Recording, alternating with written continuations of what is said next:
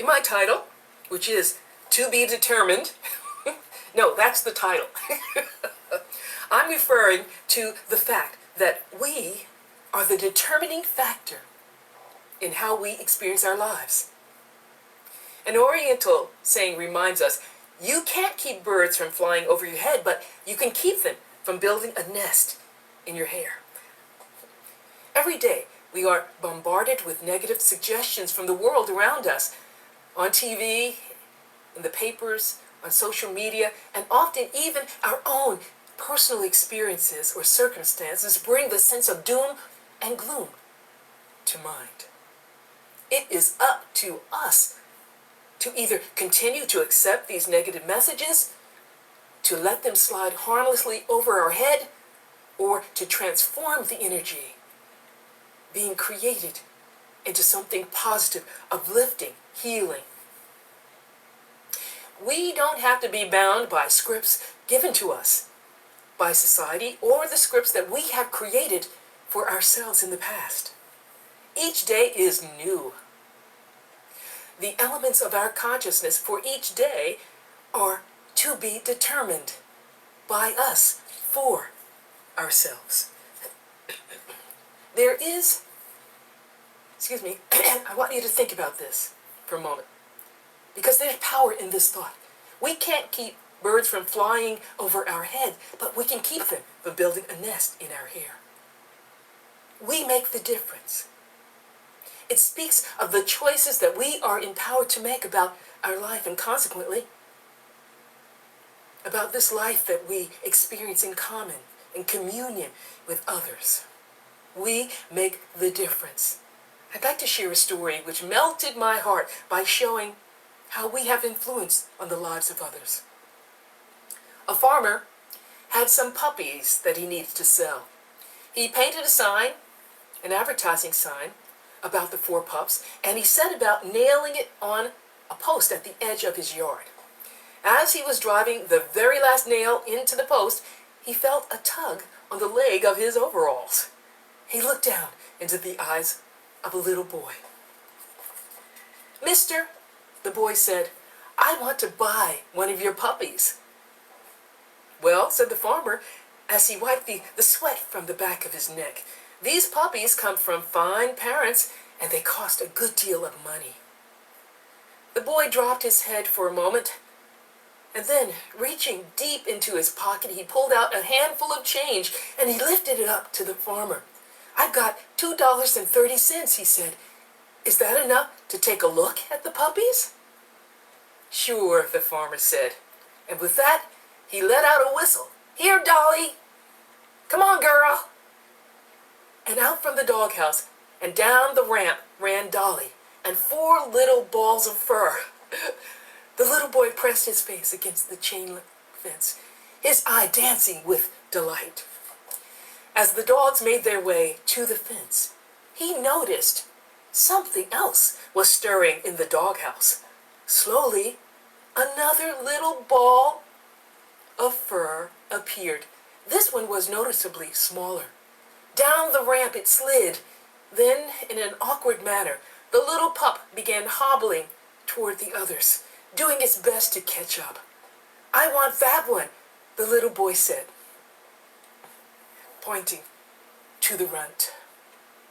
The farmer knelt down at the boy's side and said, "Son, you don't want that puppy. He will never be able to run and play with you like these other dogs." With that, the little boy stepped back, and he reached down and began rolling up one leg of his trousers. In doing so, he revealed a steel brace running down both sides of his leg, which attached to a specially made shoe. Looking back up at the farmer, he said, "You see, sir, I don't run too well myself, and he will need someone who understands." With tears in his eyes, the farmer reached down and he picked up the little pup. Holding it carefully, he handed it to the little boy. "How much?" asked the little boy. "No charge," answered the farmer. "There's no charge for love." What a difference this farmer made in the life of that little boy that day. And I have no doubt that he changed the life of that boy in the future by gifting him with the love of a puppy which needed him. The late Unity minister, Eric Butterworth, in his classes, his books, his numerous articles, and Sunday sermons, expressed the idea that our true life is lived from the inside out, and that although tragedies and misfortune may occur to us, and things may happen around us, all that has any true and lasting bearing on our lives is what happens within us. How are we affected? How are we responding? How are we moving out to let that experience touch us and indeed bless us? What is always to be determined is how we choose to respond to the circumstances that come to meet us. This is a sure thing. So, in working through our circumstances, how can we ensure that the determinants that we choose will result in our well-being or that of others? A biggie is learning how to deal with difficulties and hardships or misfortunes that come our way. Recognizing, as I mentioned earlier, that the elements of our consciousness which can make or break our day are elements which are to be determined by us. Learning how to respond in a positive, creative way to the adversity that we experience in life would be and is a major game changer for us. Here are 5 of the things I see which can help us reverse the adversity that we may experience in life. Number 1, we can send ourselves new positive messages about what challenges us. Number 2, be on the lookout for the good, the God presence in everything, especially in ourselves. Number 3, we can remember that God's will for us is good, and we get to decide what form this good shall take in every case. Will it be a personal blessing for ourselves or a blessing for someone else we love or someone else in need? 4, being open to receive divine guidance is a gift, an ability that we have, because this divine guidance is ever present.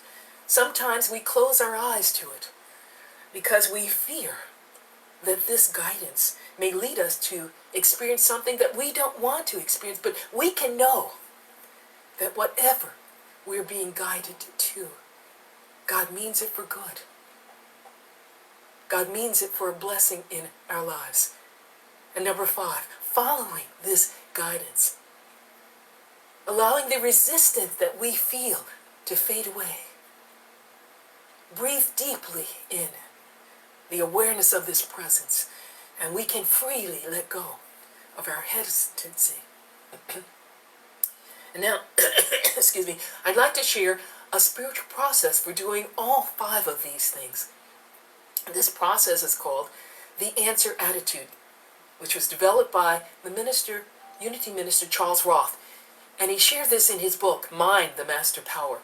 Now, somewhere on the page, I have placed the answer attitude, the entire process, so that you can print that out and use it. Down at the bottom of this is a form that you can use and apply the answer attitude over and over again to the various situations that come up in your life that challenge you to see the good.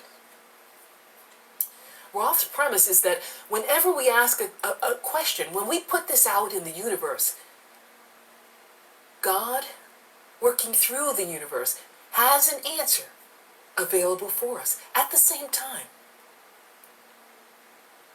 Jesus expressed this idea in Matthew 6:8 when he said, "Your Father knows what you need before you ask him." And in Isaiah 65:24, we have, "And it shall come to pass that before they call, I will answer. And while they are yet speaking, I will hear, says God." Now, if you would like a copy of this technique, which includes, as I mentioned, a a rudimentary worksheet. Just email me your email, Rev B J Banks @gmail.com. That's all one word. REVBJBANKS @gmail.com, and I'll send it right to you. Now, in the answer attitude, what we do is we have to identify what's bothering us, what the problem is.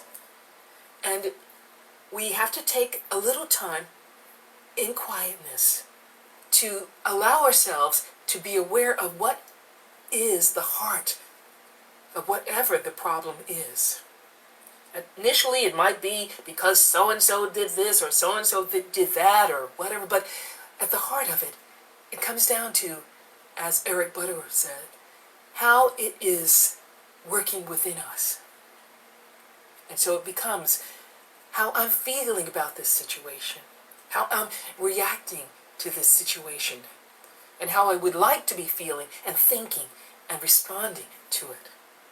So, the first thing we do, get a piece of paper, and you can make your own chart or copy the guide that I had placed online. Print that out and cut out the bottom section where you can do this process. Okay. So, number one is identifying the problem. And next we will be identifying God's answer to our problem.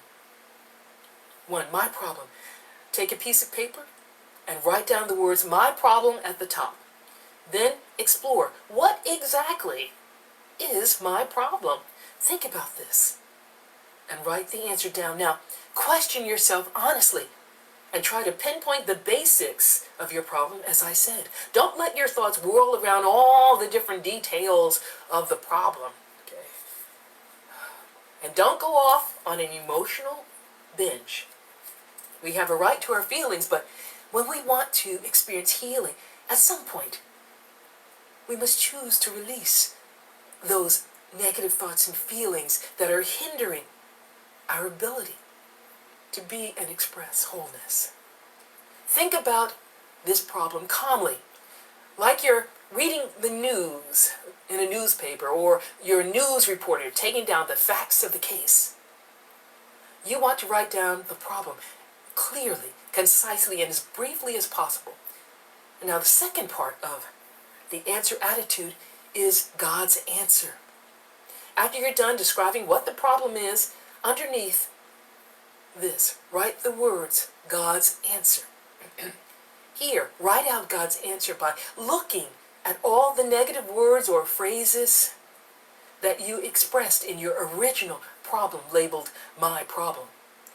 And now think about the positive words and phrases which are the opposite of those negative ones that you have identified, and write these new, positive, life-affirming words or phrases in the space labeled God's answer. And number three, now completely rewrite your original description of the problem by substituting your new positive words and phrases, which are in your God's answers section. These are the answers to turn, excuse me. These are the answers which will turn your train of thought around when you find that you have been on the wrong track in your thinking. And number four, this new description of your problem is basically a spiritual prescription. It's a new affirmative statement that you can use to experience your healing. And I invite you to write this on a card or a small sheet of paper so that you can carry it with you and view it often as an affirmative prayer throughout your day. This is God's answer to your problem. Follow the prescription of the guidance you now have and allow your thoughts to put you back on the track that you want to be on.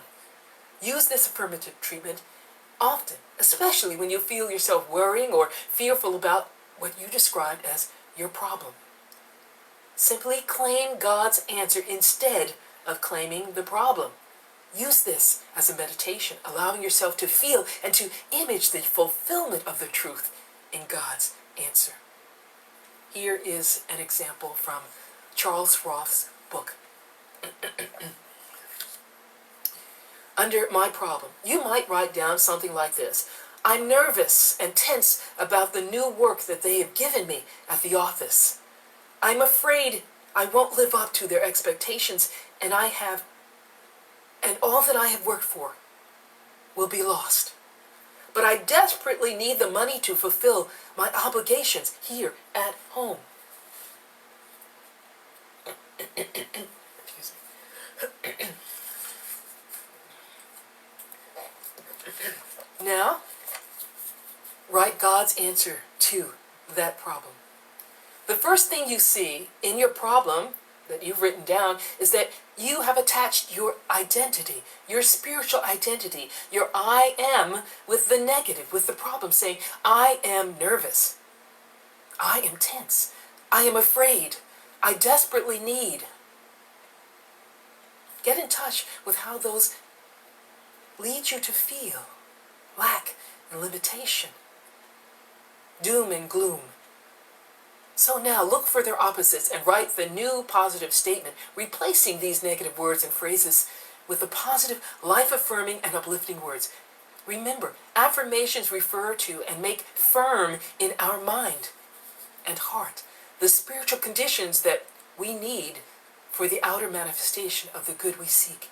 They make firm our awareness that what we seek is already ours spiritually. Remember that in Mark 11:24, Jesus states that whatever we pray for, if we believe that we receive it, we shall have it. So, instead of I am afraid, I'm nervous, right? I am serene and undisturbed about the new work that they have given me at the office. See the difference? Feel that difference. Isn't it uplifting? You're talking about your spiritual self. And as you continue creating this affirmative statement and then using it often, you will begin to feel this in your physical body, in your mind and heart, because it will sink as a seed into the subconscious level of your mind. And that subconscious level will say, oh, this is what she wants to feel and experience now. I'll just help her get that by helping her follow guidance in what she can do to bring that positive statement to the fore, into shape and form. Now, turn these around by looking for the positives. Change the statement to something like, because God and for the statement, I'm afraid that I will not live up to their expectations and all that I have worked for will be lost. Turn these around by looking for their positive opposites. For example, change the statement to something like, because God and I are an unbeatable team, I am confident of more than living up to their expectations. And this will turn out to be a stepping stone to my increasing success. Now, as you create a statement like this as God's answer to the problem that you initially expressed, again, as you work with this, as you breathe it in, let it work in your mind, in your body, in the very cells of your body. That seed takes root. Jesus spoke a lot about the seed and planting the seed in good soil. And we understand in Unity that the parable of the seed is really talking about what ideas we choose to hold on in consciousness. And we understand that we are working the spiritual law that we call the law of mind action. The law of how our mind works in action. Which basically says thoughts that we hold in mind will produce of their kind in our life and experience. Now, the last part of the initial or original problem that we wrote. But I desperately need the money to fulfill my obligations at home. This definitely denotes fear on our part. A belief perhaps in lack, scarcity. We are not enough. We don't have enough. What is needed is a good, strong statement of truth about the source of our money. The kind of statement that reflects an assurance that God is working for our highest good. Try the statement, for example, God is the source of my supply. My every need and obligation is fulfilled easily and abundantly. I am grateful. Charles Ross, there is God's answer, and there is your answer. Whenever you find yourself getting upset over a problem, turn to God's answer that you have written and read it over, repeat it, concentrate on it, make it one with you. You are consciously, carefully changing your thought, your belief about the situation. Your thoughts and beliefs are causes, and the outer conditions are only the effects. When you change your cause, you automatically start and put into motion inner forces which change the outer effects. State or read the words of your affirmative treatment often enough to allow it to sink into the subconscious mind, which will accept the words that you give it. When you back it up with your faith, with your imagination, your love and trust, get the sense of the feeling of having had this affirmative statement, prayer treatment, come to life in your life. Use the gift of your imagination to imagine that feeling, to imagine what it feels like to have that be the blessing in your life. Allow your love of yourself and your love of God and God's love for you to help you trust in this new statement, God's answer to your problem. Remember, God is working always for our good. Now here is the original problem I used as an example, reformed. The original problem is I am nervous and tense about the new work that they have given me at the office. I'm afraid I will not live up to their expectations, and all that I work for will be lost. And I desperately need the money to fulfill my obligations at home. Now, read what you have written as God's answer. In the example I give you, it is, I am serene and undisturbed about the new work they have given me at the office. Because God and I are an unbeatable team, I am confident of more than living up to their expectations. And this will turn out to be a stepping stone to my increasing success. God is the source of my supply. My every need and obligation is fulfilled easily and abundantly as I open myself to divine guidance, and I do what I'm guided to do. I am grateful. So this affirmative statement that you create using the answer attitude is powerful because it's personalized for you. Just for you. Just for your particular problem or challenge. Write the affirmative statement that you create on a card or on a piece of paper so that you can place it in your pocket or your purse and you can read it often throughout your day. Or if you like, you can post it somewhere, okay, where you will see it often. If you're like me, you go to the refrigerator for a snack often in your day, put it on your refrigerator so that, in fact, near the handle of the refrigerator, so you can't miss seeing it, reading it, affirming it, feeling it, allowing it to be. Remember, as you use this process or apply yourself in any spiritual processes or practices, you are the determinant factor in your life. And you could be the determinant factor in the life of another. You decide what is to be determined in any circumstance by what you do with your thoughts, words, and actions. In closing, I'd like to share a true story. This is another one that pulled at my heartstrings. Actor-singer Doug Storm changed the course of a young girl's life by making a decision which became a determinant factor in her life. Mr. Storm tells his story in this way. He shares that I was with the national tour of Les Miserables, performing in Salt Lake City. The crew was working poster sales for the Broadway Cares Equity Fights AIDS Foundation. If someone donated $50, they would receive a poster signed by the entire cast. After one performance, I was in costume selling posters in the lobby. I noticed a little girl who was looking at me like I was the Messiah. I heard her say, "Please, Mom, please, please, can I have a poster?